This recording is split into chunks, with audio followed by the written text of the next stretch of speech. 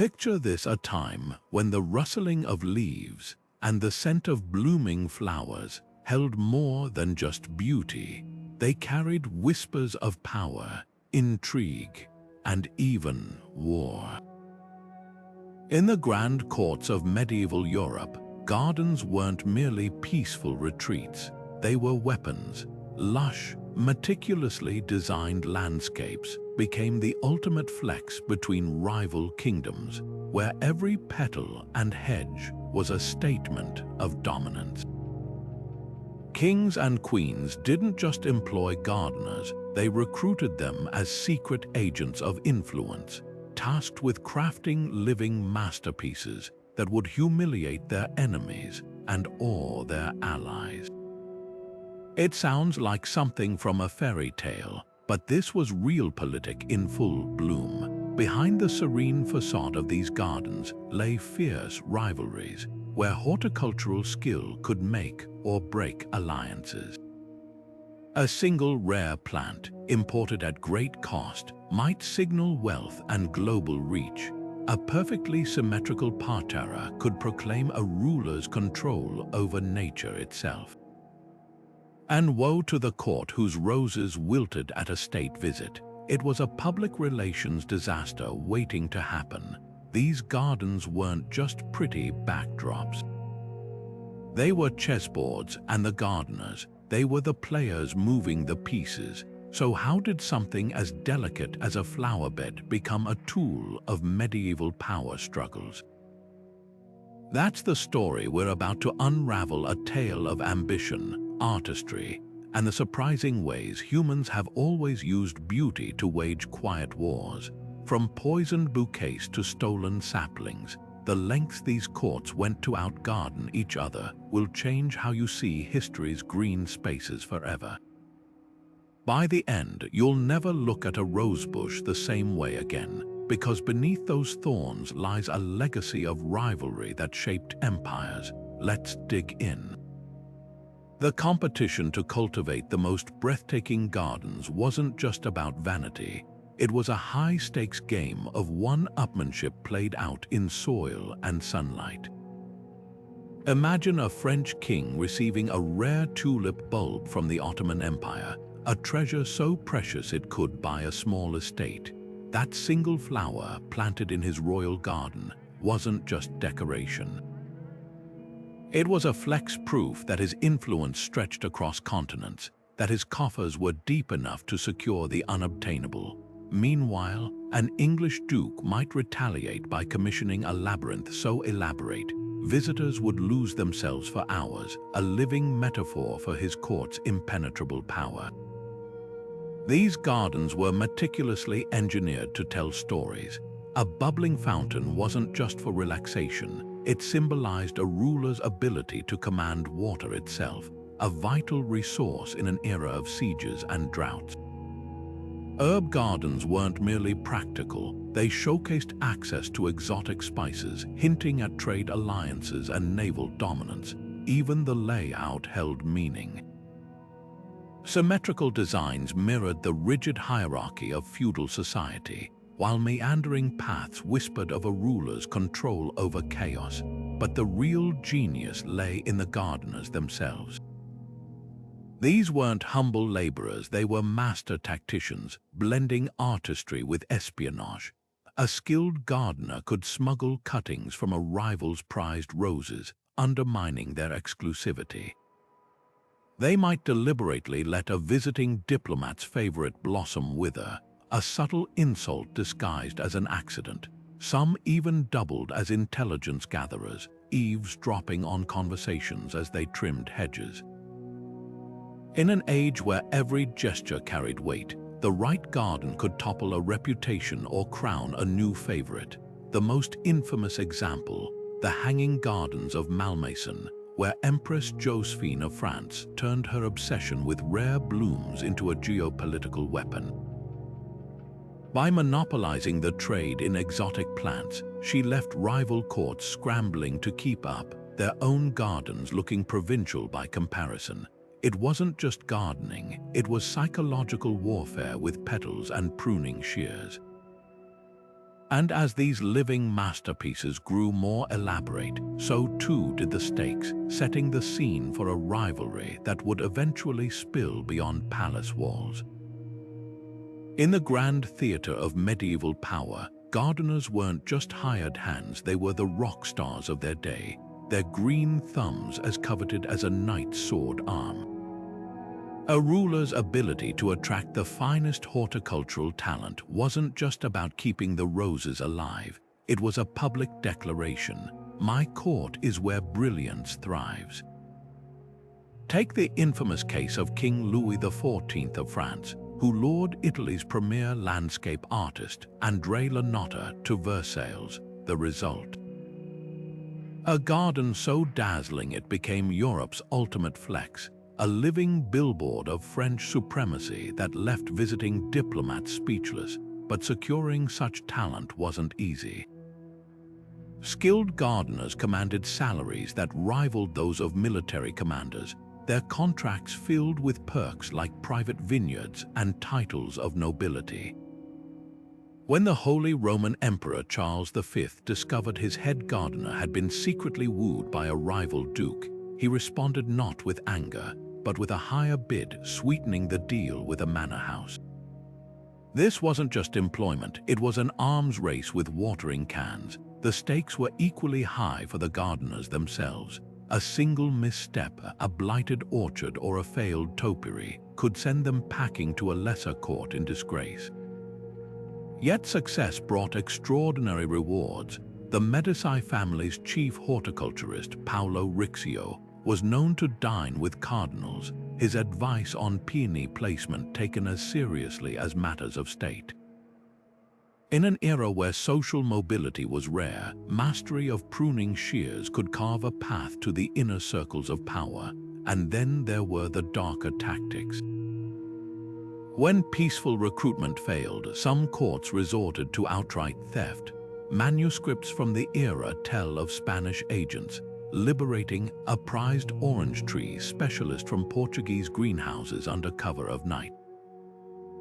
Other rulers played the long game, arranging marriages between their gardeners' children and those of rivals, weaving bloodlines like ivy around a trellis to secure generational loyalty. The message was clear: in the shadow of castle walls, soil was sovereignty. A thriving garden whispered of a kingdom's health louder than any royal decree. While armies could conquer land, it was these artists of the earth who made it blossom, and in doing so, cultivated something far more enduring than flowers. They grew legends, and as the rivalry between courts intensified, so too did their most unexpected battleground: the quest to dominate not just territory, but the very palette of nature itself. Behind every perfectly pruned hedge and meticulously arranged flowerbed, a quieter battle raged. One fought not with swords, but with stolen seeds and covert cuttings. Botanical espionage turned gardens into shadowy theaters of theft and deception, where a single rare plant could shift the balance of prestige between rival courts. Picture a Venetian nobleman's prized lemon tree, its fruit so exquisite it became the talk of the Mediterranean. Then, one foggy night, a single grafted branch vanishes, clipped by a visiting gardener whose pockets hid more than just shears. By spring, that same citrus marvel would bloom in a rival's courtyard, its origins whispered about but never acknowledged. The methods were as ingenious as they were ruthless. Disguised as humble herbalists, royal gardeners would tour enemy estates, their baskets lined with damp cloth to smuggle out cuttings. Others bribed stable boys to slip them clippings from private orchards, paying in silver for scraps of roots wrapped in horse blankets. The Medicis even employed a network of nuns in Florence's convents, who cultivated stolen specimens behind cloistered walls until they were safe to transplant. These weren't petty thefts, they were calculated strikes at a rival's cultural capital. After all, what stung more than seeing your kingdom's rarest tulip, painstakingly bred over decades, now flourishing in your enemy's borders? Sabotage was equally sophisticated. A well-placed overwatered orchid could rot a rival queen's centerpiece before a state banquet. Gardeners might accidentally share incorrect pruning techniques, ensuring a competitor's prized roses bloomed misshapen or not at all. Some courts took it further. The Habsburgs once deliberately sent infested fig saplings to a French duke, knowing the pests would ravage his entire greenhouse collection. Yet the greatest power lay in controlling knowledge itself. Manuscripts detailing plant care were guarded like state secrets, with cipher-locked herbals passed only to trusted heirs. When the Portuguese finally cracked the art of growing black pepper outside India, they executed anyone caught smuggling seedlings, a draconian measure that kept Europe's spice trade in their grip for generations. This silent war reshaped history's landscape as surely as any treaty. The tulip mania that nearly bankrupted the Dutch, sparked by bulbs smuggled from Ottoman gardens. The pineapple that became a symbol of British aristocracy, propagated from a stolen cutting gifted to King Charles II. Even today's botanical gardens owe their diversity to these centuries of subterfuge, where every petal held a price and every gardener walked the line between artist and spy. Walking through a medieval garden wasn't just a stroll, it was like reading a living, breathing political manifesto. Every hedge, every fountain, every winding path was a carefully crafted symbol, whispering secrets about the ruler who commissioned it. Take those intricate knot gardens, their looping patterns mimicking the elaborate braids of a queen's hair, a not so subtle reminder that her influence was as interwoven into the kingdom as those very hedges. Even the simplest elements held layered meanings. A single rose bush planted near a castle's entrance wasn't just decorative. Its thorns sent a clear message: beauty here came with consequences.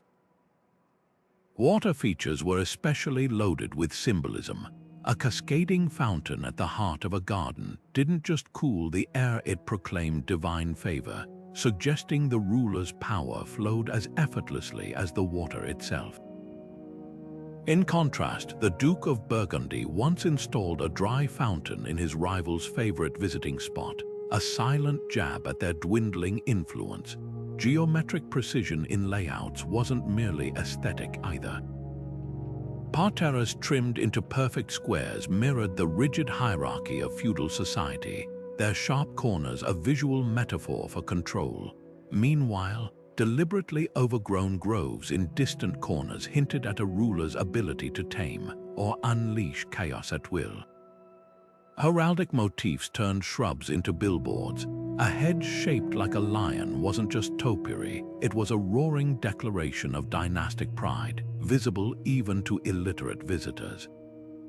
The Plantagenets went further, training fruit trees into arches that formed their family crest when viewed from the castle's upper windows, a living signature etched into the landscape.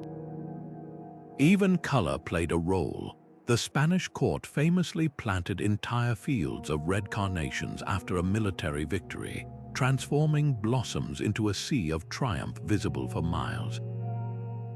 But the most cunning symbolism lay in what wasn't there. When the French Queen Catherine de' Medici hosted peace talks, her gardeners created a maze with one path conspicuously blocked by flowering thorns, a pointed commentary on the thorny negotiations ahead. Similarly, a missing tree where one was expected could speak volumes about severed alliances. These weren't just gardens, they were chessboards where every move was a statement, and the gardeners. They were the ones holding the pieces, shaping living propaganda that grew more persuasive with every season. The genius of these designs wasn't just in their beauty, it was in their flexibility. A garden could celebrate a wedding with white lilies one year, then mourn a lost battle with dark ivy the next, its meaning shifting like the political winds. Visitors might admire the artistry, but those who understood the language of leaves and petals left with far more than pleasant memories. They carried away a story, one the ruler had planted for them, root by deliberate root. Nothing declared a court's power louder than a plant that had no business growing there. Imagine the gasps when the first pineapple ripened in the chilly English greenhouse of King Charles II, a tropical marvel coaxed to life through sheer will and heated glass. This wasn't just gardening, it was geopolitical theater. Every exotic plant served as living proof that a ruler's influence stretched beyond maps. Their wealth could bend nature itself. The Medici family's Florence boasted a single blooming jasmine from the Levant, displayed under lock and key like crown jewels. Meanwhile, the Habsburgs flaunted cocoa trees from the New World, their gnarled pods a silent boast. Our ships go where others dare not. The logistics behind these living trophies were staggering. Transporting a sapling across continents required bribing sailors to ration precious freshwater, constructing makeshift greenhouses below deck, and praying storms wouldn't salt the roots. One Dutch trader's ledger from 1623 lists a single tulip bulb valued at 12 acres of prime farmland, and that was before it even bloomed. The obsession went beyond aesthetics. When Portugal's Prince Henry the Navigator showcased African baobabs in Lisbon, their swollen trunks weren't just curiosities, they were billboards advertising his nation's naval dominance. Gardeners who mastered these finicky foreigners became alchemists of prestige.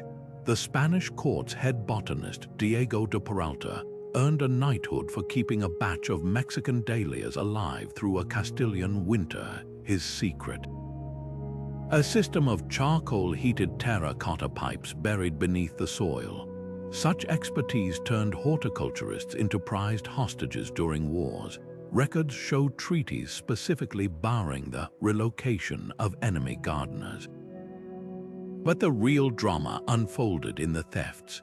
When the French ambassador gifted the Russian Tsar a crate of supposedly rare Burgundian violets, no one noticed the soil hid larvae of a vine-destroying beetle.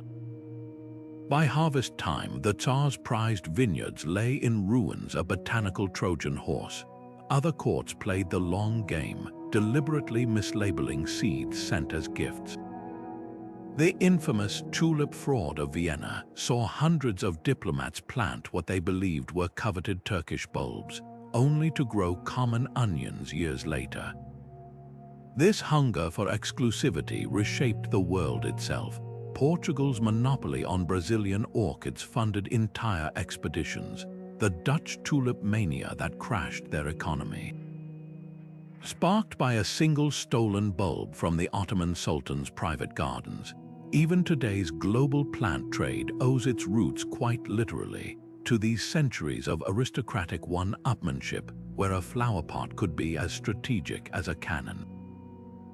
The most delicate peace talks in history didn't happen in drafty castle halls or under the watchful eyes of armed guards. They unfolded among roses in full bloom, where the very air smelled of negotiation.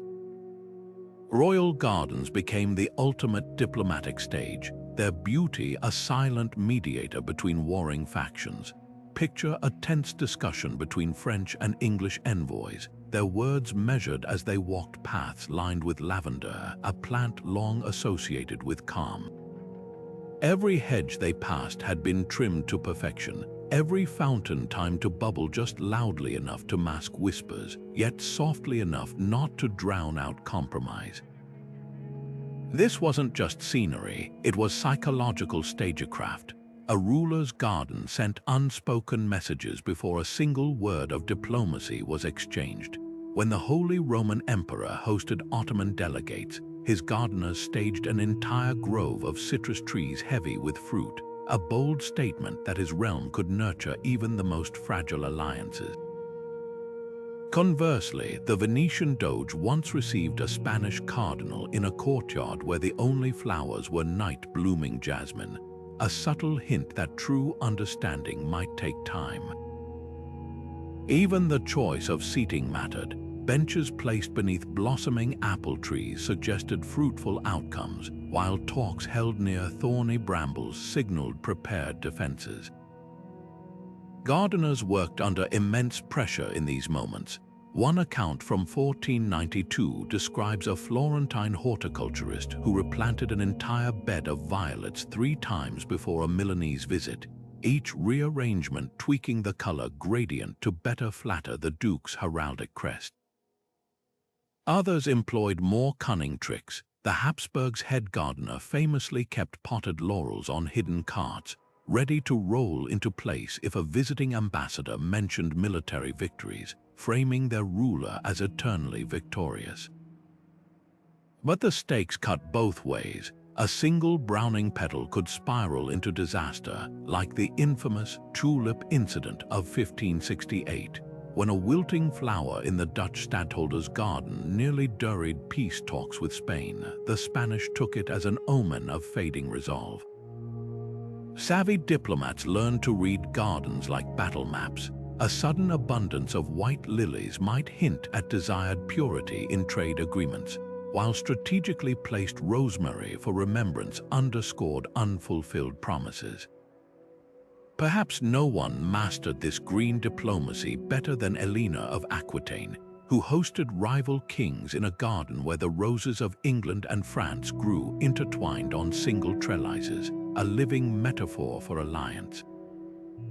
Centuries later, Catherine the Great would use her palace gardens to stage accidental private walks with foreign envoys, their paths artfully designed to steer conversations toward favorable treaties. In these spaces, power wasn't seized, it was cultivated, one carefully placed petal at a time. The true genius lay in making it all seem effortless, as if the gardens, and by extension the ruler's authority, simply belonged to a natural order no sane diplomat would dare disrupt. In the quiet corners of a medieval garden between the roses and rosemary grew something far more potent than flowers' divine endorsement. Rulers understood that blending faith with foliage could transform their earthly power into something that seemed heaven-sent. Take the humble lily, its white petals echoing the purity of the Virgin Mary. When French kings planted them en masse, it wasn't just an aesthetic choice, it was a visual sermon aligning their reign with celestial virtue. Even the layout of pathways held sacred geometry, their intersecting lines mirroring the crosses on a knight's shield, a subtle reminder that God's favor extended through every blade of grass. Religious plants were the ultimate political tools. Olive trees, symbols of peace and biblical wisdom, thrived in the courtyards of Italian city-states, never mind that their leaders waged constant war. The message wasn't about reality, it was about perception. A single gnarled olive trunk, said to be descended from the Garden of Gethsemane, could legitimize a dubious claim to power better than any parchment. Meanwhile, the Spanish crown cultivated pomegranates, their bursting seeds representing both the unity of the church and the far-reaching grasp of their empire. Every fruit was a parable. Gardeners became theologians of the soil, arranging plants like scripture. Cloisters featured medicinal herbs in precise quadrants, echoing the layout of monastic manuscripts, their healing properties framed as divine gifts. The famed gardens of Burgundy even hid coded messages in their flowerbeds: red roses for martyrdom, ivy for eternal life, all carefully positioned to be read by visiting bishops.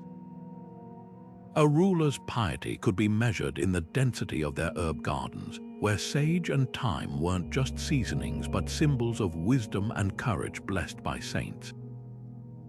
The most cunning twist: adaptability.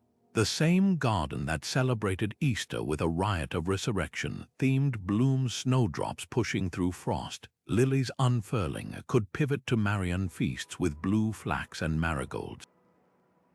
Critics might question a king's policies, but who would dare challenge a monarch whose very landscape seemed to whisper with the voice of angels? When Duke Federico of Urbino faced rebellion, his gardeners replanted an entire quadrant overnight, transforming it into a living Stations of the Cross. By dawn, rebels arriving to negotiate found themselves walking a path lined with bitter herbs and twisted thorns, their grievances suddenly feeling uncomfortably like blasphemy. This fusion of botany and belief reached its peak in the paradise gardens of Moorish Spain, where water channels mirrored the four rivers of Eden and citrus trees stood in for the tree of life. Christian rulers, after reclaiming these lands, didn't destroy them, they rebranded them, grafting crosses onto Islamic star-shaped flower beds. The plants remained, but the narrative shifted, proving that in the hands of a skilled gardener, even salvation could be pruned to suit a new regime. To walk these spaces was to witness a masterclass in soft power, where every petal preached and the holiest of messages took root in the earth itself. In the flicker of torchlight, a garden could become a kingdom's grandest stage. Medieval rulers didn't just wait for flowers to bloom. They weaponized seasons, turning spring's first crocus or autumn's ripening grapes into carefully choreographed spectacles. Picture a May Day celebration where an entire courtyard was carpeted overnight with imported bluebells, each planted at precise intervals so visiting ambassadors would literally walk on a river of blossoms. These weren't casual displays, they were horticultural blockbusters designed to stun guests into submission with their sheer audacity. The timing was everything. Gardeners became masters of theatrical suspense, forcing bulbs to bloom weeks early by banking warm manure against greenhouse walls or delaying roses with ice-packed root collars. When the Duke of Burgundy needed his lilacs to peak for a peace treaty signing, his team reportedly sang to the shrubs, a mix of superstition and early understanding of vibration's effect on plant growth. The goal, to make nature itself appear to bend to a ruler's will. A single mist bloom window could spell disaster, like the infamous Baron Banquet of 1489, when a French queen's entire garden failed to flower for a state visit, prompting rumors of divine disfavor. Public harvests were equally strategic. The Medici family turned grape picking into a performative art, with laborers costumed as mythological figures while court poets composed verses linking the vineyard's yield to Florence's prosperity. Meanwhile, the Spanish crown staged autumn olive harvests as military-style operations, with priests blessing each basket as if the fruits were soldiers marching off to war. These events blurred the line between celebration and propaganda, where every ripe plum became proof of a realm's abundance. The garden's layout amplified the drama. Hidden paths allowed surprise reveals a visiting diplomat rounding a hedge to find a suddenly visible fountain gilded with gold leaf, or a midnight feast where dessert appeared on floating platforms in a lotus-filled pond. The Mughal emperors took it further, engineering gardens where specific flowers only released their fragrance when crushed underfoot, turning every step into a scented revelation. Even the audience's movement was controlled. Winding routes ensured guests absorbed propaganda views from every angle before reaching the ruler's pavilion. But the true genius lay in the ephemeral. Unlike tapestries or sculptures, these displays couldn't be preserved, their fleetingness made them more precious. When the Tudor court once filled Hampton Court's halls with 10,000 suspended apples for a single autumnal ball, the rotting fruit days later became a talking point about the transience of power itself. These living theaters demanded participation. To inhale the perfume of 1,000 forced blooms was to breathe in a ruler's ambition. To taste a berry plucked from an espaliered tree was to swallow a carefully cultivated myth. Long after the petals fell, the message lingered. In this court, even the seasons knew their place. The true cost of a single tulip bulb could feed a peasant family for a year, yet kings kept buying them by the crate.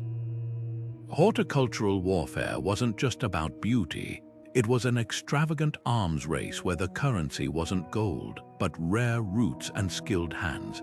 Take the infamous ledger of King Henry VIII's royal gardens. One entry lists payment for a single saffron crocus bulb at twice the price of a master armorer's yearly wage. This wasn't frivolous spending, it was calculated investment in soft power. A single flowering almond tree, gifted from the Sultan of Turkey to the Holy Roman Emperor, required an escort of 12 guards on its month-long journey, each man paid in silver to ensure not a single blossom was lost. Maintaining these botanical marvels bled treasuries dry. The Duke of Burgundy's head gardener commanded a salary equal to his master's chief artillery officer, while teams of undergardeners lived in barracks akin to military camps. Exotic plants demanded absurd infrastructure like the glass houses built for the Medicis pineapple experiments, their heating systems burning entire forests of olive wood each winter. Even water became a luxury. The fountains of Versailles consumed more daily than the entire town of Fontainebleau, their pumps manned by engineers poached from the navy. Yet rulers kept doubling down. When Queen Elizabeth I faced protests over her skyrocketing garden expenditures, she famously retorted that a wilted rose at court does more damage than a missing cannon. She had a point. Diplomatic records show the Swedish king cancelling trade negotiations after seeing the English royal gardens in disarray, interpreting neglect as financial weakness. Savvy monarchs learned to hide the strain. The Spanish crown would stage spontaneous flower markets during state visits, filling carts with blooms rented from neighboring monasteries to disguise their own gardens' patchy blooms. Gardeners walked a razor's edge between ambition and ruin. One chronicle tells of a Habsburg horticulturist who secretly replanted the same citrus trees along different paths whenever the emperor toured, creating the illusion of endless orchards.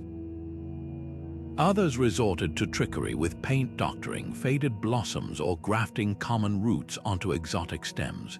But the risks were real. After the French court bankrupted itself importing jasmine for a single banquet, revolutionaries later cited it among their grievances, proving that even the most delicate petals could carry the weight of rebellion. The ultimate irony, these financial time bombs often sprouted the seeds of progress. The Dutch tulip crash forced early stock market regulations, while England's obsession with heated greenhouses accelerated glass-making technology.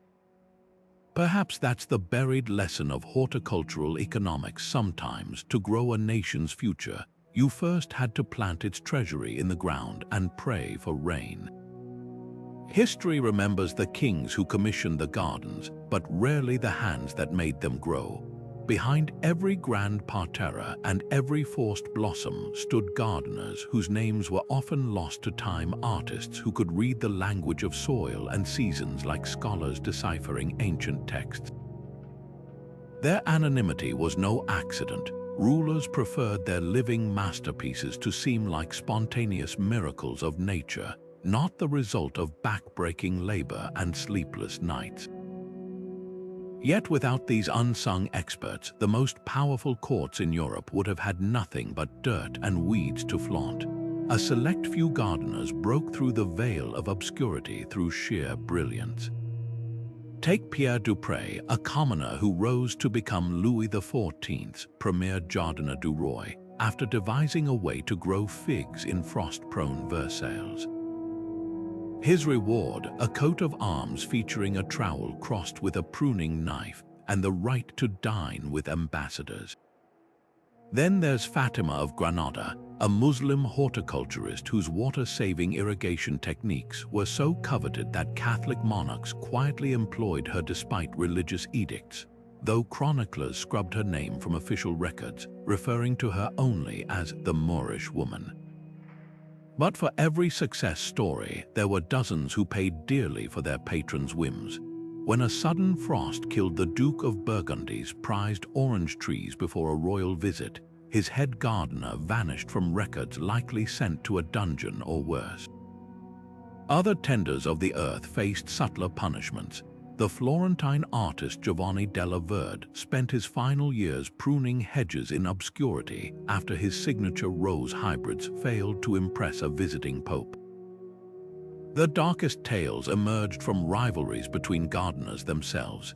In 1512, a Venetian horticulturist was blinded with acid, likely by a competitor enraged over his technique for forcing tulips to bloom out of season.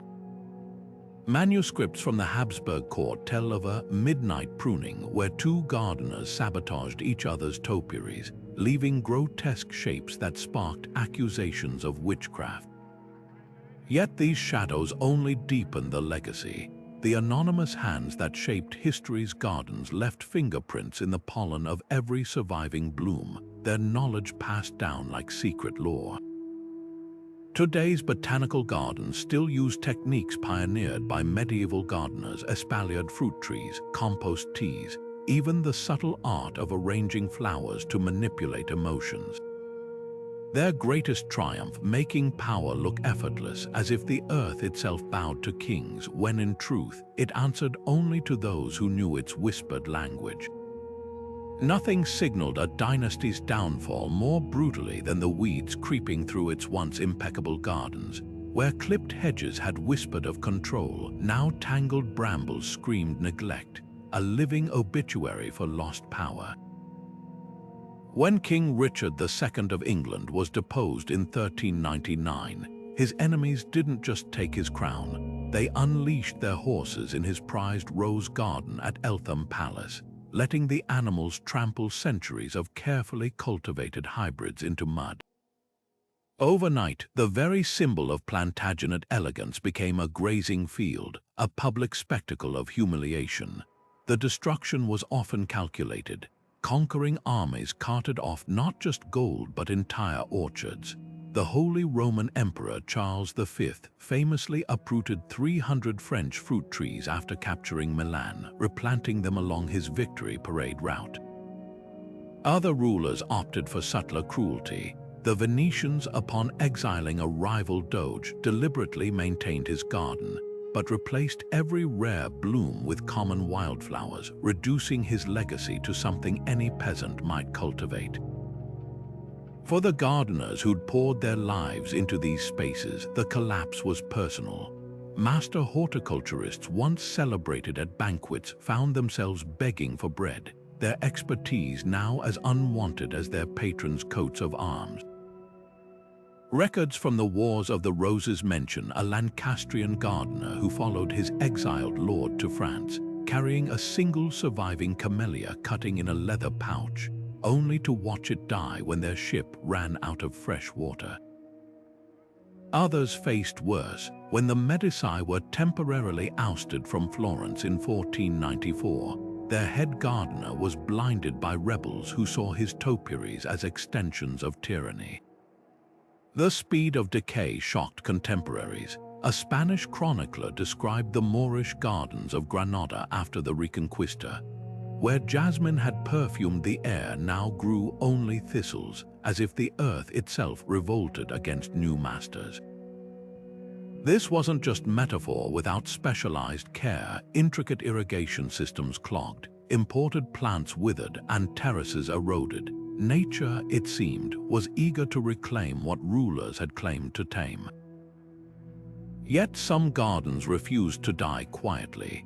At Chenonceau, after the French revolutionaries seized the castle, the head gardener secretly tended the legendary flower beds by moonlight, preserving Diane de Poitiers's designs even as the new owners auctioned off statues. His defiance proved prophetic. Decades later, when the Bourbons returned to power, those surviving blooms became symbols of resilience, proof that beauty could outlast even the guillotine. The lesson was clear: while kings might fall, the hands that shaped the earth held a power no army could fully eradicate. The rivalries that once turned royal gardens into battlegrounds of prestige didn't vanish with the last medieval king. They simply traded crowns for corporate logos and castle walls for suburban fences. Those dueling gardeners of old would feel right at home in today's world. where Olympic parks dazzle with genetically modified blooms and billionaire estates compete for the rarest Japanese maples. The tools have changed hydroponics instead of horse-drawn compost, Instagram over handwritten missives, but the game remains eerily familiar. Landscape architects still whisper about clients who demand flowers matching their brand's Pantone colors, or hedge mazes designed to disorient rivals at garden parties. Modern botanical one-upmanship hides in plain sight.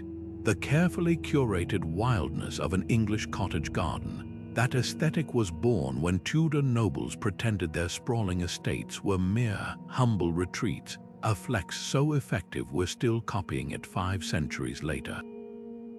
The tulip festivals drawing crowds to Holland and America, direct descendants of the same bulb manias that bankrupted medieval merchants. Even the humble lawn has a sinister pedigree. The obsession with flawless emerald turf began when French aristocrats flaunted their wealth by devoting precious land to purely decorative grass, a middle finger to peasants struggling to grow wheat. Political symbolism still blossoms in unexpected places. When world leaders meet at summits today, you can bet the venue's gardens have been weaponized. A carefully placed olive tree behind a podium telegraphs peace, while towering sunflowers might hint at renewable energy agendas. The White House Rose Gardens redesigns spark as much analysis as policy speeches, every plant choice dissected for hidden messages, just as diplomats once scrutinized the Médicis herb beds. Yet the most profound legacy lies in technique. Those medieval gardeners' desperate innovations forcing bulbs, grafting fruits, microclimates in cold frames, laid the groundwork for modern agriculture. The same espionage that smuggled apricots across continents now drives biopiracy laws protecting genetic patents. When you bite into a seedless watermelon or admire a disease-resistant rose, you're tasting the spoils of centuries-old horticultural wars. Perhaps the greatest irony, the very exclusivity those royal gardeners fought to maintain has been their undoing. The exotic species they guarded as state secrets now thrive in backyard gardens worldwide. The tulip that once cost a mansion grows at Home Depot for $6. The pineapple that symbolized imperial might, a common smoothie ingredient. Yet in this democratization lies their true triumph. They didn't just grow plants. They grew an entire world where beauty, for all its political baggage, could eventually belong to everyone. When painters dipped their brushes to capture medieval gardens, they weren't just recreating landscapes, they were crafting propaganda in pigment. The tapestries that draped castle walls often showed lords and ladies strolling through impossibly lush bowers, where roses bloomed year-round and fountains flowed without pause. These weren't realistic portraits, they were aspirational billboards broadcasting a ruler's ability to tame time itself. Take the famous unicorn tapestries, where every flower symbolizes virtue except the weeds trampled underfoot, a not-so-subtle nod to crushed rebellions. Even the unicorn, that mythical creature, kneels docilely within a fenced garden, mirroring how a king's subject should behave. Poets wielded their quills with equal cunning. Chaucer's Parliament of Fowls transforms a garden into a political arena where birds debating love allegorize England's fractious nobility, the real masterstroke. Describing the grass as so smooth it seemed painted, a sly jab at rulers who prioritized appearances over substance. Meanwhile, Persian poets like Hafiz wrote verses comparing their patron's wisdom to a well-pruned vine, each couplet a verbal trellis supporting the regime's legitimacy. The artistry extended beyond flattery. Some illuminations hid subversive messages. A manuscript from Burgundy shows a gardener's shears snipping a rose stem at the exact moment a painted king signs a treaty, hinting that diplomacy required careful cultivation. Even religious art got in on the act. Fra Angelico's Annunciation sets the sacred moment in a cloistered garden, its ordered beds reflecting divine harmony, a visual sermon that earthly rulers eagerly copied to suggest their own authority came from above. But perhaps the most enduring legacy lies in what these works omitted. You'll never see wilted blossoms or muddy footprints in these idealized scenes. Like modern influencers airbrushing their lives, medieval artists scrubbed away the sweat and worms, leaving only the fantasy. That selective vision still shapes how we imagine historical gardens today, as places where power wore a perfumed mask and every petal was a polished lie. The irony, by immortalizing these spaces as paradises, art made them more influential in death than they ever were in life. Long after the real gardens succumbed to frost or neglect, their painted doubles kept growing in the collective imagination, fertilized by brushstrokes and hyperbole. Beneath the velvet gloves of courtly gardeners lay hands that doubled as laboratories, testing nature's limits with quiet audacity. These weren't just cultivators, they were medieval biochemists, dissecting petals to understand pigmentation, grafting branches like surgeons stitching flesh, and engineering irrigation systems that defied gravity. When the Duchess of Burgundy demanded black tulips for her crest, her gardeners didn't wait for nature to comply. They cross-pollinated specimens with monastic precision, documenting each attempt in cipher-locked ledgers that blended plant lore with alchemy. What rulers framed as vanity projects were actually cutting-edge science, disguised as dynastic theater. Take the ingenious hotbed technique developed by Spanish horticulturists, layers of decomposing manure and straw that generated enough heat to grow citrus in snowy Castile. This wasn't just about impressing visitors with out-of-season fruit. It was early climate control, predating modern greenhouses by centuries. Similarly, the intricate aqueducts feeding Moorish palace gardens weren't merely decorative. Their mathematical water distribution models later revolutionized European agriculture, turning arid lands into breadbaskets. Every royal whim for exotic blooms accelerated botany. The Medici family's obsession with variegated roses led to the first recorded instances of deliberate hybridization, while Byzantine emperors funded expeditions solely to document foreign pollination techniques. The political cover proved crucial. When the church frowned upon tampering with God's designs, French gardeners framed grafting experiments as miracles. A pear tree bearing multiple fruit varieties became proof of divine favor upon their king. Other innovations emerged from espionage. After stealing a Persian technique for forcing bulbs, Venetian growers discovered chilling roots could trick plants into off-season flowering, a breakthrough now foundational in global floriculture. Even failures advanced knowledge. The infamous poison plot of 1423, where a banquet's decorative foxgloves accidentally sickened guests, led to the first systematic studies of plant toxicity. What's truly remarkable is how these discoveries trickled down. The same irrigation trenches that kept a nobleman's lawn emerald green were adapted by peasants to save drought-stricken crops. Royal topiary manuals, initially status symbols, became textbooks for monastery herb gardens that supplied early medicines. By the time the Renaissance dawned, the line between gardener and scientist had blurred entirely. Leonardo da Vinci's notebooks brim with observations cribbed from forgotten horticulturalists who trained vines to spell their patron's name. Their legacy, a world where every bite of a modern apple, every bouquet at a florist, owes something to those who turned soil into both canvas and crucible. Behind every legendary medieval garden stood not just kings and their master gardeners, but a legion of forgotten women who wielded trowels like scepters. While chroniclers obsessed over male horticulturalists, noblewomen and abbesses were quietly reshaping landscapes, and through them, the very fabric of power. Take Hildegard of Bingen, the 12th century abbess whose cloister garden doubled as a medieval biotech lab. Her meticulous records of medicinal herbs influenced physicians across Europe, while her symbolic virtue gardens, where each plant represented a moral lesson, became prototypes for moral instruction. This wasn't just gardening, it was theological discourse with dirt under its nails. Secular noblewomen played an equally strategic game. Elena of Provence, Queen Consort of England, deliberately surrounded her private courtyards with poisonous wolfsbane and belladonna, plants long associated with feminine wisdom and protection.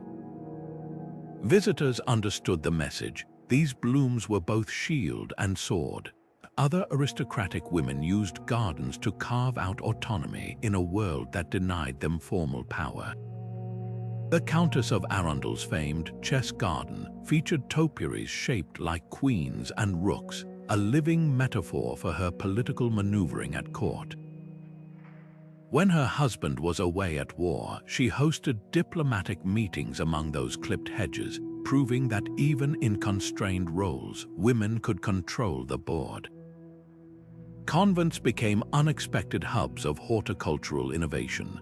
Unlike male monasteries that prioritized utility, herbs for healing, vegetables for sustenance, nunneries embraced ornamental gardening as spiritual practice.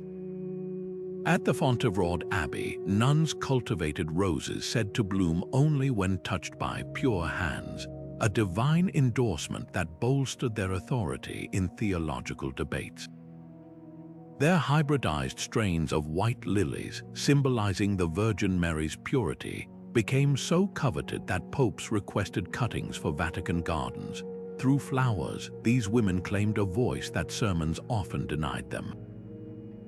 The most subversive acts came through plant symbolism.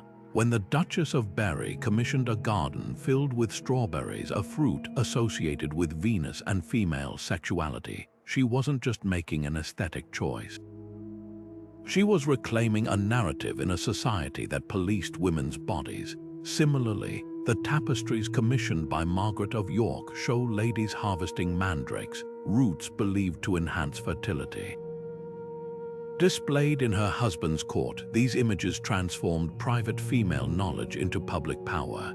Yet for every recorded patron, countless women influenced gardens anonymously. The handwritten notes of a Spanish queen's herbalist reveal complex grafting techniques attributed only to the Moorish gardener's daughter.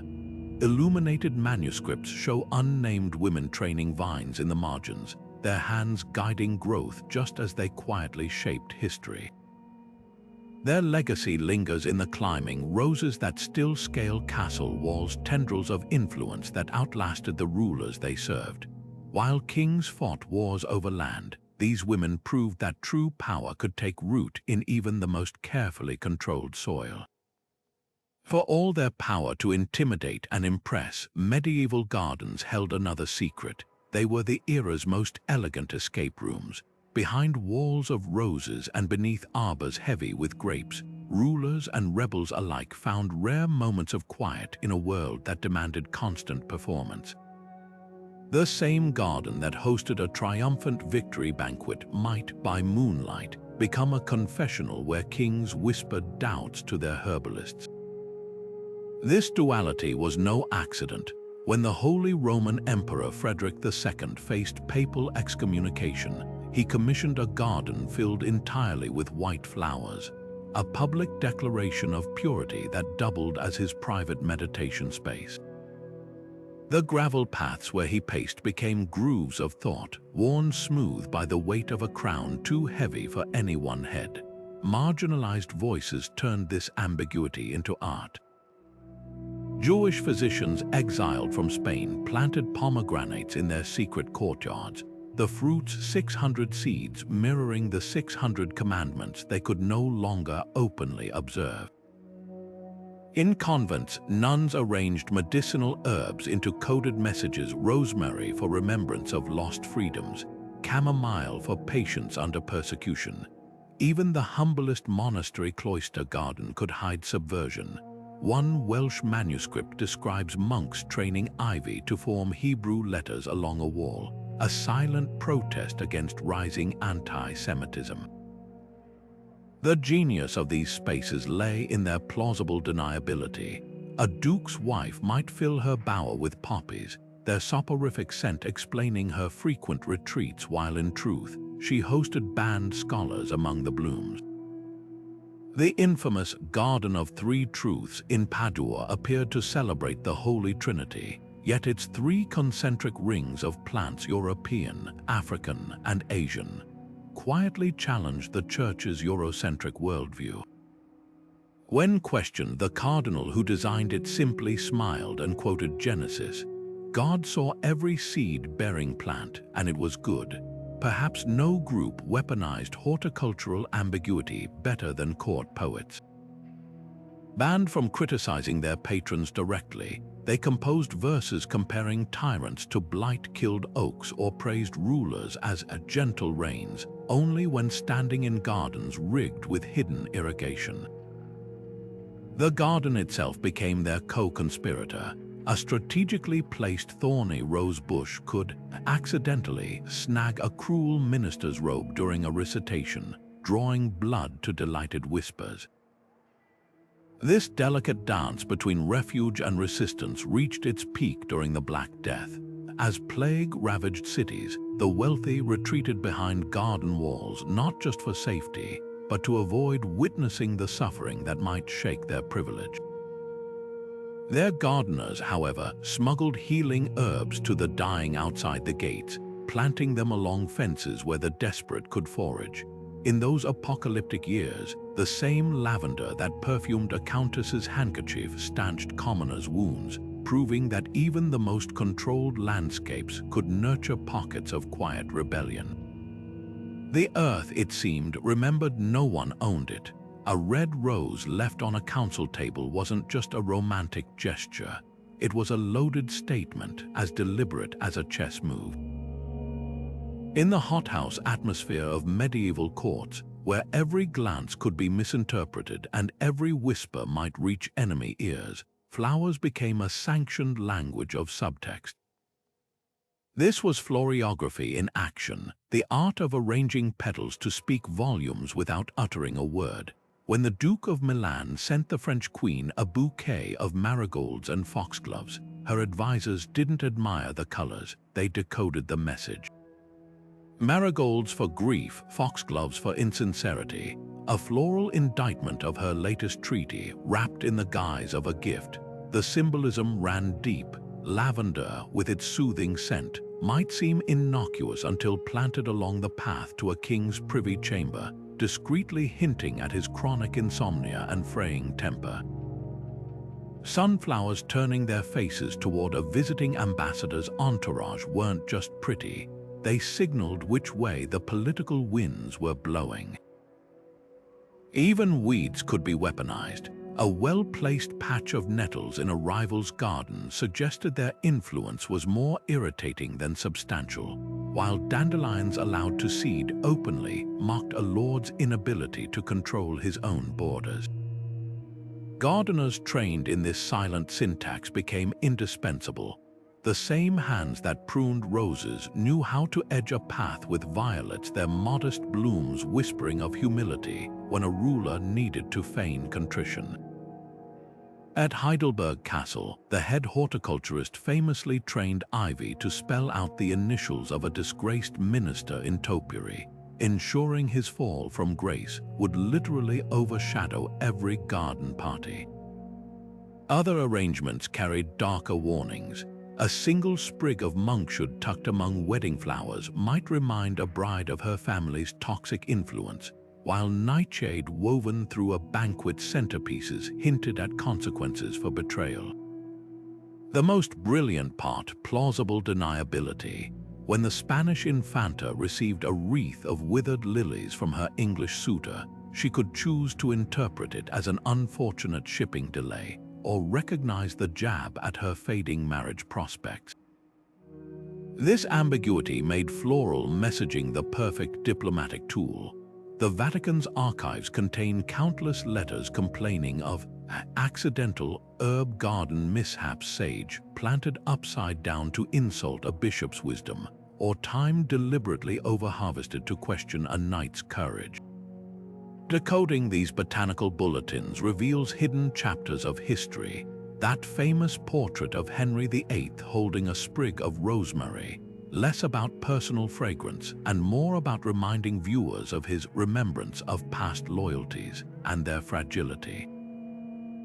The real masterstroke came from Catherine de Medici, who hosted a banquet where each course arrived garnished with symbolic herbs, parsley for victory, chives for utility, and finally, as dessert was served basil for hatred. By meal's end, no ambassador needed a translator to understand France's stance on the Italian wars. The message was clear: even at the table, power grew from the ground up. This floral lexicon still lingers today. The white lilies at modern state funerals, the roses tossed at presidential podiums, they're descendants of a time when petals carried more weight than parchment.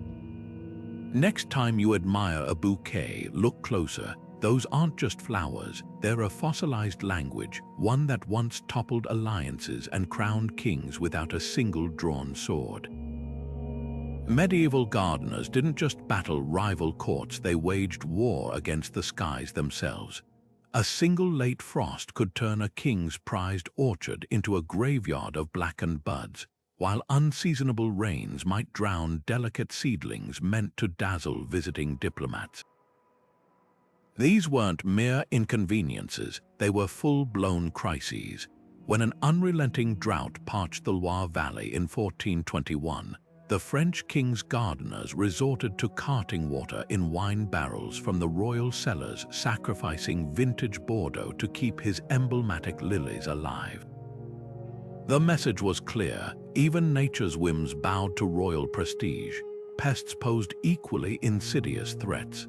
Imagine the panic when aphids descended on a queen's cherished rose garden weeks before her daughter's wedding. With no modern pesticides, gardeners fought back with ingenuity, releasing armies of ladybirds imported at staggering cost, or draping plants in linen soaked in vinegar to repel invaders. The Habsburgs once employed a full-time hedge priest to bless crops against locusts, blending superstition with early integrated pest management. But the real nightmares came from invisible foes. When a mysterious blight withered the Duke of Burgundy's entire pear collection in 1488, rumors swirled of poison until a visiting monk identified the culprit as a fungal infection, likely spread by contaminated pruning tools. Soil itself became a political liability. The chalky earth around Versailles resisted Louis XIV's vision of lush lawns, forcing gardeners to strip entire meadows elsewhere and transplant them like giant green carpets. In Venice, where the very island seemed to reject cultivation, horticulturists devised floating gardens anchored to barges' mobile displays of wealth that drifted past rivals' crumbling palazzos. Even composting carried stakes. The English crown's monopoly on London's night soil, human waste used as fertilizer, sparked black market skirmishes, with gardeners bribing carters for the richest black gold to nourish their masters' gardens. The true test of a gardener's skill lay in their ability to spin disaster into triumph. When a freak hailstorm shredded the Medicis jasmine vines before a papal visit, their head gardener worked through the night, stitching the salvaged blooms into garlands that framed every doorway, transforming ruin into a perfumed spectacle. Others turned to deception. Spanish chronicles tell of a quick-thinking horticulturist who painted cucumbers gold after frost killed the melons meant for a royal feast, passing them off as exotic gourds from the New World. These struggles reveal a hidden truth. Every perfectly manicured hedge was a victory over chaos, every blooming flower a defiance of entropy.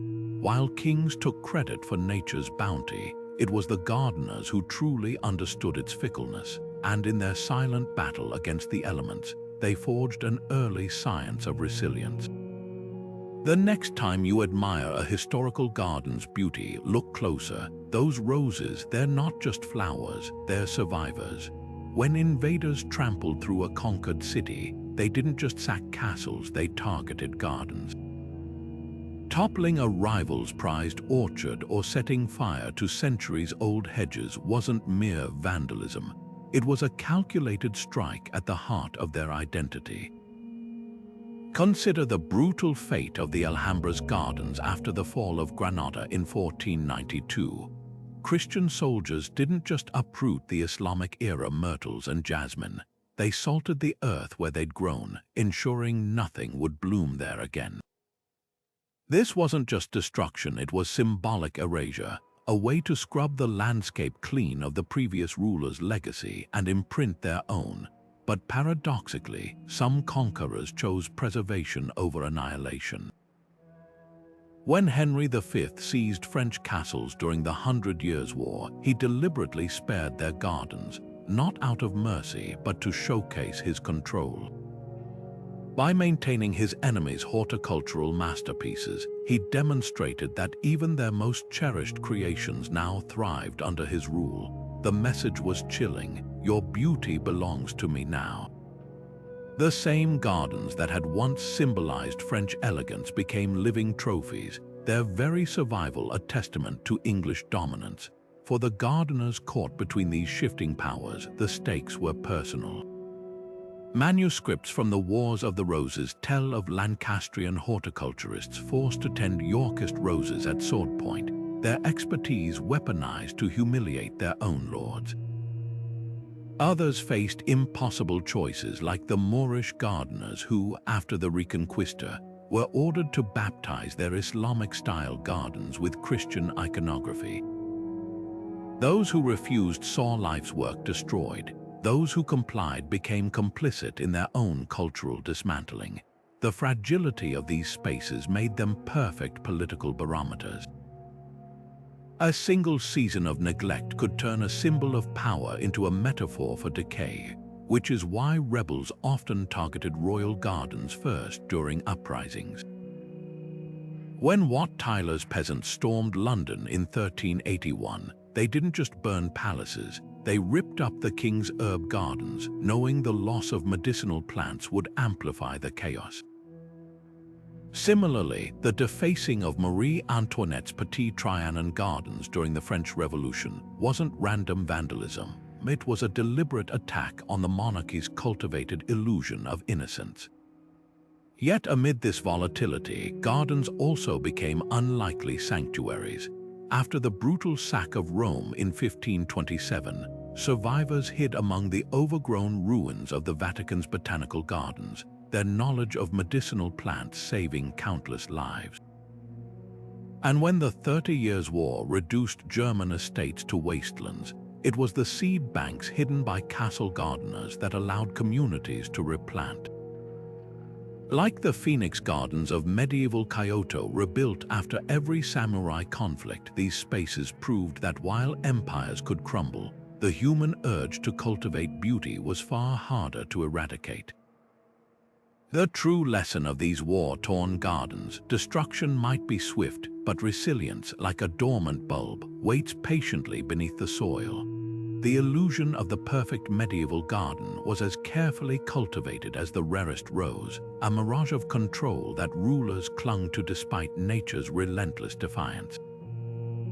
Walk through any reconstructed historical garden today, and you'll see meticulously trimmed hedges and symmetrical flower beds, but the truth was far messier. Chroniclers might boast of a king's garden where not a single leaf dared fall out of place. Yet dig into the account books, and you'll find frantic payments for cartloads of replacement blooms before state visits, or desperate orders to cover blighted patches with imported turf. The reality, even Versailles, that zenith of horticultural domination, relied on potted plants wheeled in to fill gaps whenever Louis XIV toured the grounds, a floral shell game hiding the impossibility of perpetual perfection.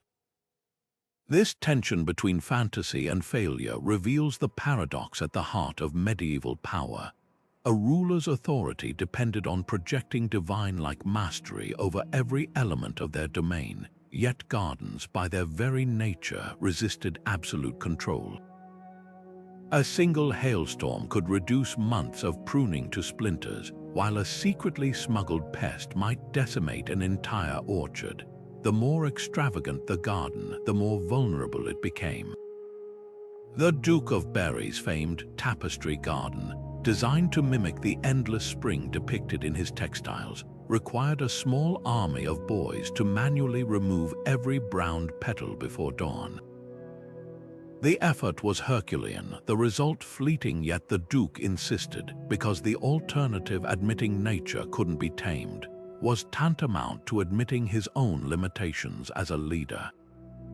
Gardeners bore the brunt of these impossible demands. The head horticulturist at Château de Villandry kept 2 sets of ledgers, one for the court's eyes recording flawless progress, and a private journal filled with frantic notes.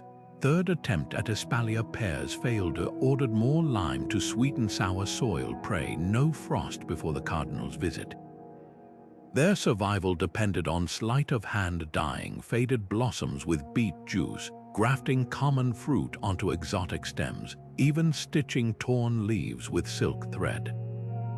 Some resorted to darker arts. A Portuguese manuscript recounts a gardener feeding wine to peach trees to accelerate fruiting, only to watch them wither days later, their roots poisoned by the very indulgence meant to force glory. Yet in these struggles we find the most human stories of resilience. When an unseasonal frost blackened Henry VIII's Hampton Court roses before Anne Boleyn's arrival, his gardeners worked through the night, threading thousands of silk flowers onto the bushes. The deception was flawless until a curious spaniel tugged one loose, exposing the ruse. Rather than rage, Henry reportedly laughed, tossing the dog a scrap of venison. The moment captures a rare acknowledgement. Even kings bowed to nature's whims. The true legacy of these gardens lies not in their imagined perfection, but in their stubborn persistence. Every blighted apple tree replanted, every storm-ravaged hedge retrimmed, testified to a deeper truth. That power wasn't about controlling nature, but about the audacity to keep trying. Visitors might ooh over the blooms, but the real lesson was in the dirt underfoot, where generations of gardeners had kneeled to try again.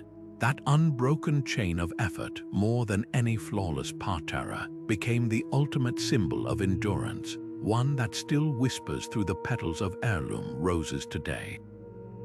The moment a medieval commoner stepped into a noble's garden, they entered a living map of power, one designed to remind them of their place with every winding path and guarded gate. These weren't just landscapes, they were social blueprints in bloom. Take the classic apart gardens of French chateaux, where high walls and thorny hedges segregated spaces as effectively as any law. The Duke might stroll through perfumed rose walks with his inner circle, while merchants invited for trade talks were confined to the utilitarian herb garden near the kitchens. Even the view itself was tiered. Terraced gardens like those at Villa d'Este cascaded downward, ensuring laborers toiling in lower levels could gaze up literally and metaphorically at their betters lounging above. Access was a language all its own. A gilded gate left slightly ajar might signal temporary favor to a visiting knight, while a locked arbor whispered of disgrace. The infamous Garden of the Privileged at Hampton Court had a hidden pathway only the king's inner circle knew, its entrance disguised by a false hedge, its existence denied to outsiders. More cunning still were the mirror gardens of Spanish nobles, where carefully placed reflective pools allowed elites to surveil commoners admiring the grounds from designated viewing platforms, turning admiration into performance. Gardeners enforced these invisible borders with botanical precision. Low boxwood hedges delineated where servants could tread, while fragrant lavender borders around seating areas subtly repelled insects and the unwashed masses. Some designs weaponized discomfort. The Count of Artois lined his garden's commoner paths with prickly holly bushes, ensuring visitors didn't linger where they weren't wanted. Even flowers played their part. Rare cultivars like black tulips were planted where only nobles could see them, while hardy, common marigolds filled spaces meant for the public, a floral caste system. The hierarchy extended to maintenance. While nobles pruned roses with silver shears, laborers toiled unseen in the dirty gardens, vegetable plots and compost pits hidden behind screens of fast-growing yew. These divisions weren't just practical, they were pedagogical. When the Bishop of Winchester commissioned a garden where medicinal herbs grew in neat rows labeled with Latin verses, it wasn't for public education. The display taught illiterate townsfolk that knowledge, like the plants themselves, was rooted in the church's domain, yet sometimes the garden's own nature undermined these schemes. Strawberries planted to symbolize a duchess's purity might be pilfered by hungry children climbing the walls.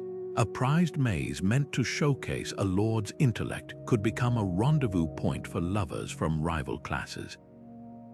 And when revolution came, these same carefully curated spaces often burned first, the trampled rosebushes and uprooted hedges testifying to how deeply their thorns had pricked the social fabric.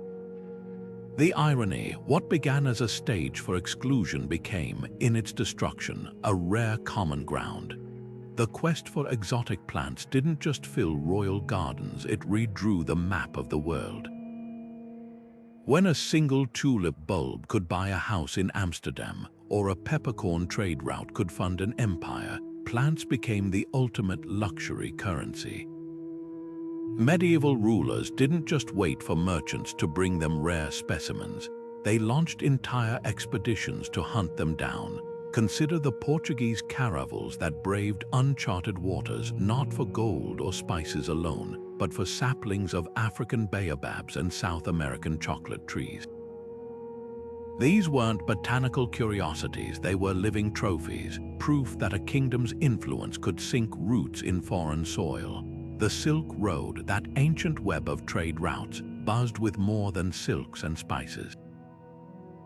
Hidden in saddlebags and ship holds were cuttings of Persian roses, Chinese peonies, and Indian jasmine, each wrapped in damp moss like smuggled jewels.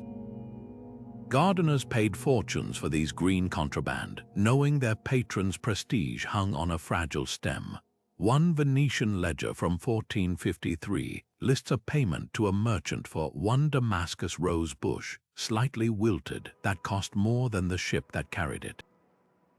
The risks were staggering. Plants died in transit, pirates seized entire shipments, and rival courts bribed sailors to lose crates overboard. Yet the rewards justified the gamble. When the Medicis unveiled their first flowering orange tree in Florence, its blossoms perfumed the air for miles, drawing ambassadors from rival city-states to gawk and seethe. But this botanical gold rush had unintended consequences. The same trade networks that carried rare azaleas also transported stowaway pests and invasive species. Black rats gnawed through precious saplings, while foreign weeds choked out native plants. The introduction of saffron crocuses to England sparked riots when local farmers realized the imported spice undercut their livelihoods.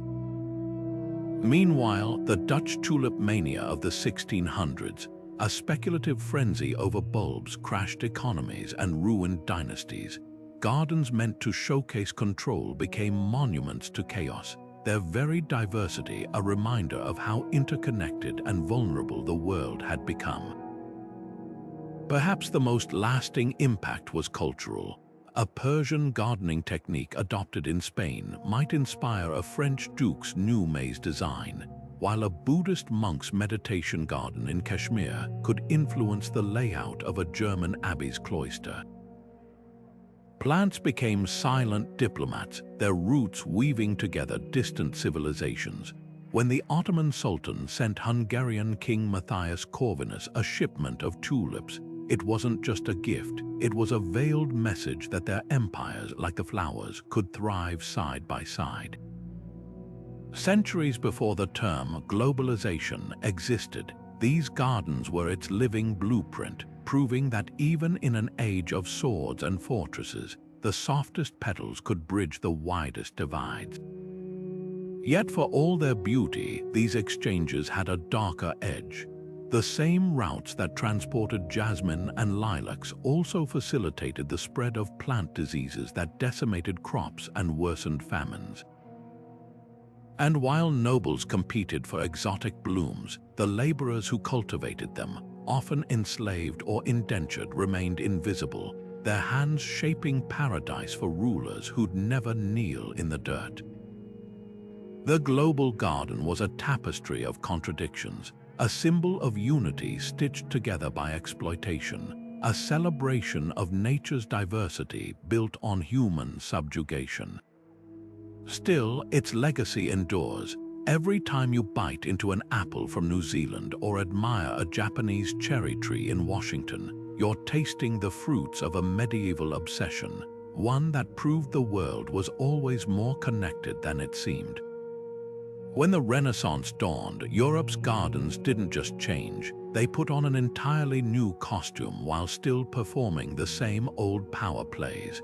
The rigid symmetry of medieval parterres gave way to sweeping terraces and playful fountains, but beneath the artistic evolution, the roots of political theater ran deep.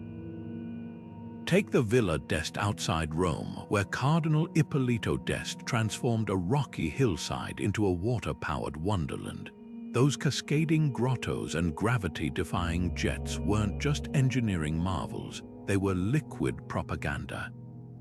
Every droplet proclaimed his family's dominance over nature, and by extension, their rivals. Meanwhile, in France, Catherine de' Medici imported Italian garden designers not for their aesthetics, but because their work whispered of her dynastic connections, turning Fontainebleau's flowerbeds into a floral resume of her influence. The plants themselves became time travelers, bridging eras. A single ancient olive tree transplanted to a Florentine palazzo's courtyard served as both Renaissance status symbol and living relic of Roman glory. Gardeners who once trained vines into heraldic shapes now twisted them into mythological tableaus, but the message remained identical: control. When Henry VIII's propagandists depicted him as Hercules in his Privy Gardens topiaries, it was the same old flex wrapped in humanist wrapping paper. Even the much-celebrated discovery of perspective in garden design had a political edge, those long axial vistas leading the eye to a palace's front door. They weren't just pretty sightlines, they were visual manifestos about the ruler's central role in the cosmic order. Yet some traditions proved thornier to uproot. The obsession with exotic specimens didn't fade with Gothic spires. It simply found new justification. Where medieval kings had prized rare plants as divine blessings, Renaissance princes framed their collections as scientific inquiry. The same stolen orchids that once symbolized a sultan's favor now filled the physic gardens of Padua and Pisa, their labels in Latin giving theft a scholarly veneer. Poisonous plants like belladonna, once grown for political convenience, now occupied medicinal plots, though every court physician knew their dual uses. The real continuity, however, lived in the dirt under the gardener's fingernails. The same hands that pruned medieval roses now shaped Renaissance boxwood, but their employers' demands hadn't softened.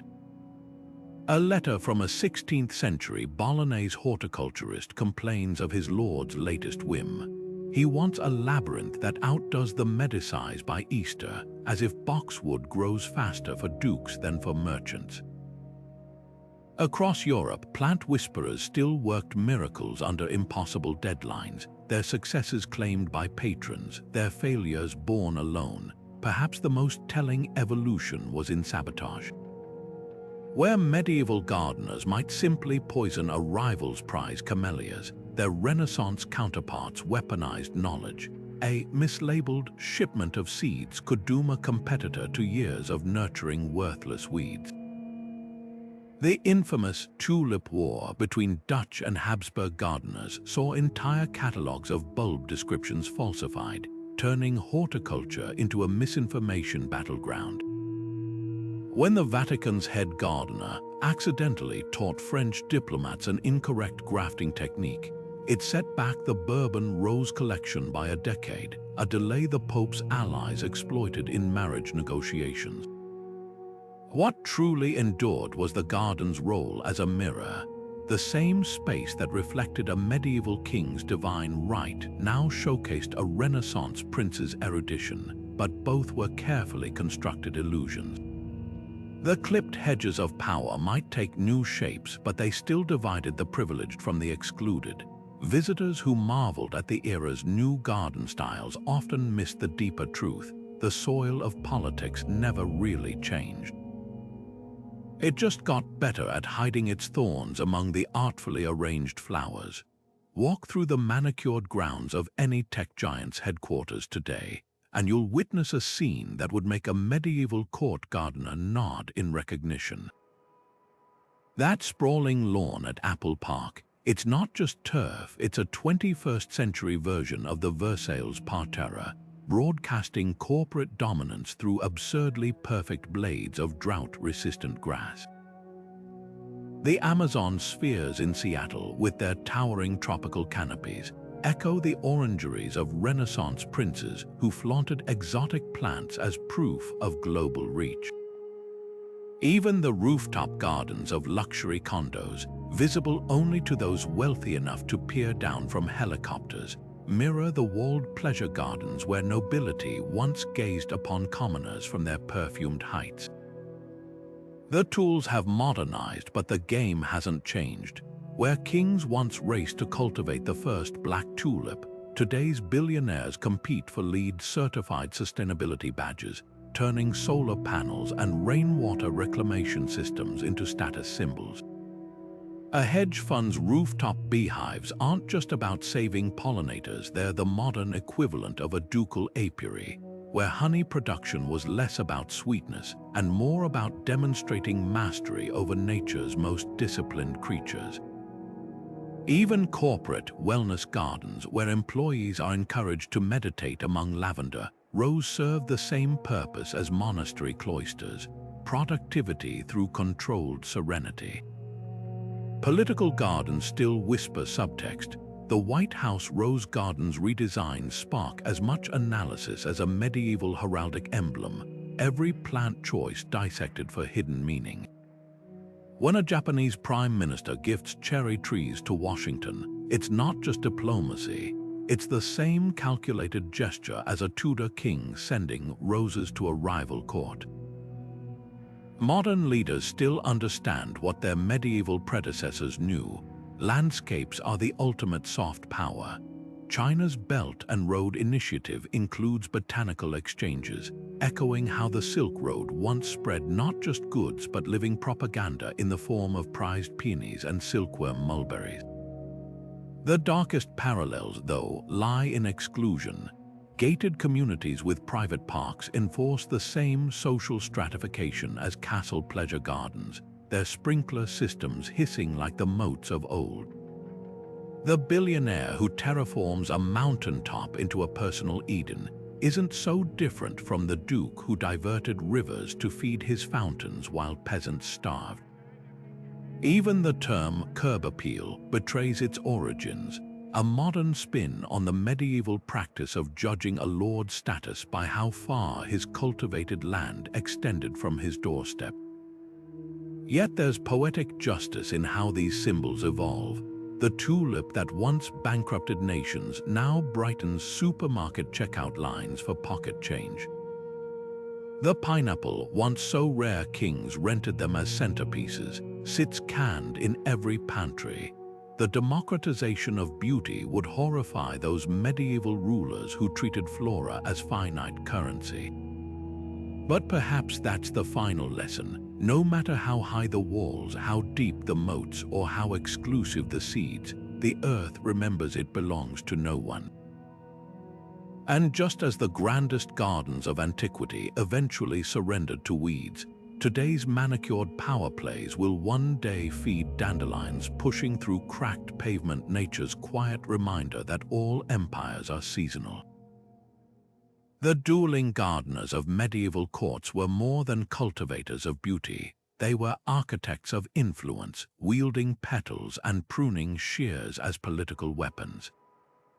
Their legacy reminds us that power can blossom in unexpected places. As we reflect on this hidden history, consider how modern landscapes still carry echoes of these ancient rivalries. If you enjoyed this journey through time, don't forget to subscribe for more tales where history and nature collide. Let us know in the comments, what's the most political garden you've ever seen? But before we close this chapter, let's linger a moment longer in these tangled roots of history. The next time you stroll through a public park, notice how the paths curve or who they exclude. When you admire a corporate campus's pristine lawn, remember it's the descendant of Versailles' forced perspectives, designed to impress and intimidate in equal measure. Even the humble act of planting a rose bush in your backyard carries faint echoes of those medieval battles for prestige. The true lesson of these dueling gardeners isn't just about the past. It's about recognizing how deeply human it is to shape nature into a mirror of our ambitions. Whether in a king's topiary or a tech mogul's Zen garden, we're still playing the same game, arranging the world to reflect the stories we want told about ourselves. The tools have changed: botanical patents instead of stolen cuttings, landscape architects instead of courtly spies. But the soil beneath our feet hums with the same unspoken question: who gets to design paradise and who's left outside the gates? So here's to the gardeners, past and present, the quiet strategists who know that every flowerbed is a chessboard, and every blooming season a chance to rewrite the rules. May your roses always outshine your rivals, and may your hedges grow just tall enough to keep the secrets they're meant to hide. Until our next adventure through history's hidden thickets, keep looking closer. Because sometimes the most explosive battles aren't fought with swords, but with something far more enduring: a single seed planted in the right place at the right time.